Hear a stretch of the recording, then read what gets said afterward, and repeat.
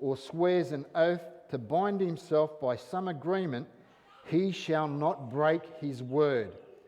He shall do according to all that proceeds out of his mouth. Then in verse 3 it says, or if a woman makes a vow to the Lord and binds herself by some agreement while in her father's house in her youth, and her father hears her vow and the agreement by which she has bound herself, and her father holds his peace, then all her vows shall stand, and every agreement with which made she has bound herself shall stand. So if a man made a vow, he was stuck with that vow.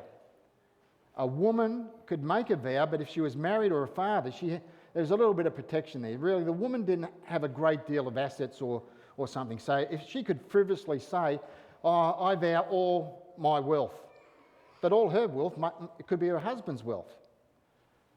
So her husband had the right to stand in and say, well, that was a very harsh, rash sort of vow that you made.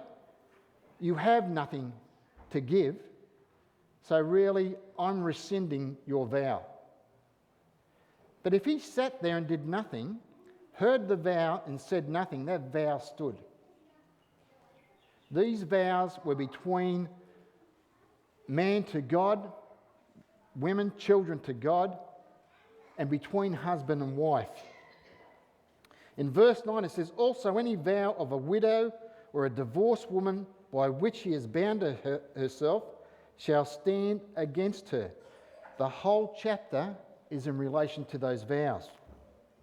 Take time to read it and understand it. In Leviticus chapter 27, Leviticus chapter 27 is actually devoted to vows and the redemption of those vows. And when I started to read this, I thought, good, there's got to be some way out. There's got to be an out. If we make a vow, there has to be a get-out clause out of that vow.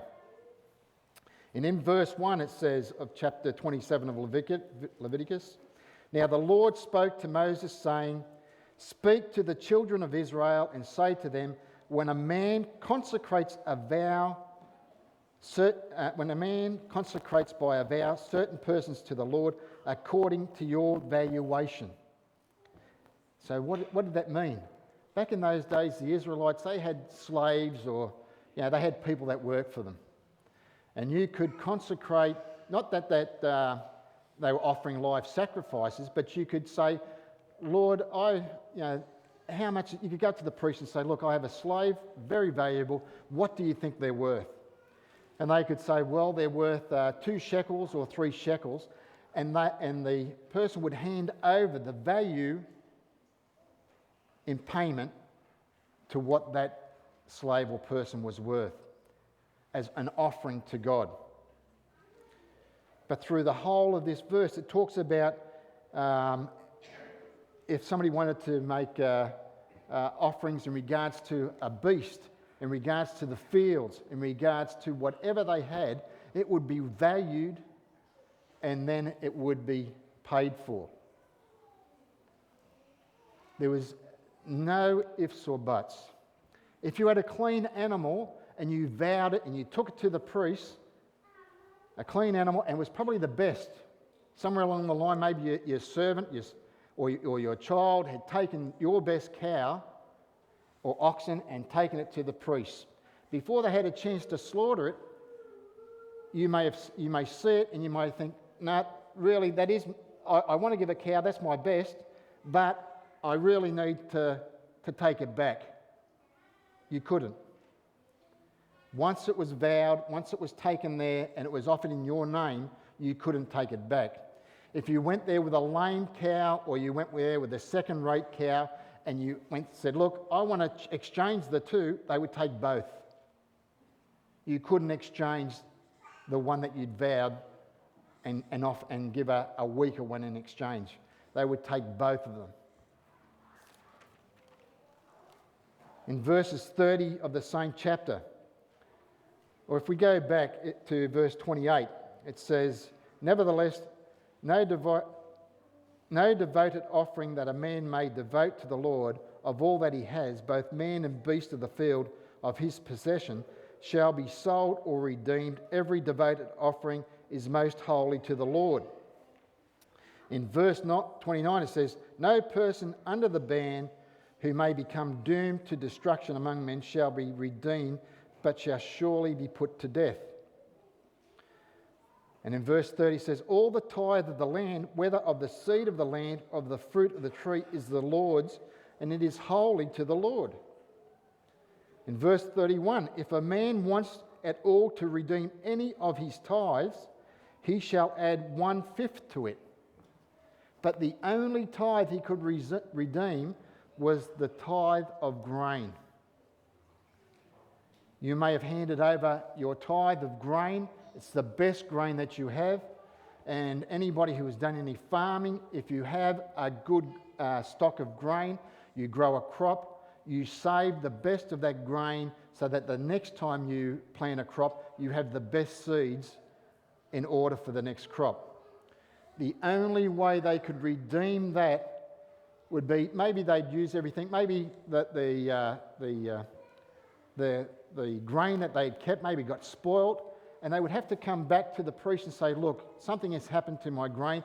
I need to redeem some of my tithe of grain in order that I can plant for next year's crops. The priest would then say, okay, what you take back, you need to add 1/5 more to pay it back. So once again, the Lord never said, if I give tithe, if I give something, if I take it back, it's all over and done with. The Lord expected 1/5 on top of the grain that they took back. In verse 32, and concerning the tithe of the herd of the flock, or whatever passes under the rod, the 10th shall be holy to the Lord. He shall not inquire whether it is good or bad, nor shall he exchange it. And if he exchanges it at all, then both it and the one exchanged for it shall be holy. It shall not be redeemed. These are the commandments which the Lord commanded Moses for the children of Israel on Mount Sinai. Those laws have not changed. Those vows that we make have not changed. In Psalm 76 and verse 11,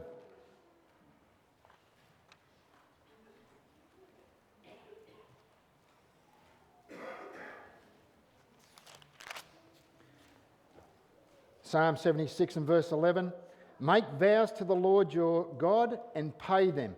Let all who are around him bring presents to him who ought to be feared. So tell me, why do we treat a vow or a pledge or an agreement or a contract with somebody in the world with more respect than we treat the vows or the contracts or the pledges that we make to God? I spoke of people who are paying off houses. People, we've entered into a lease. We have a roof over our head.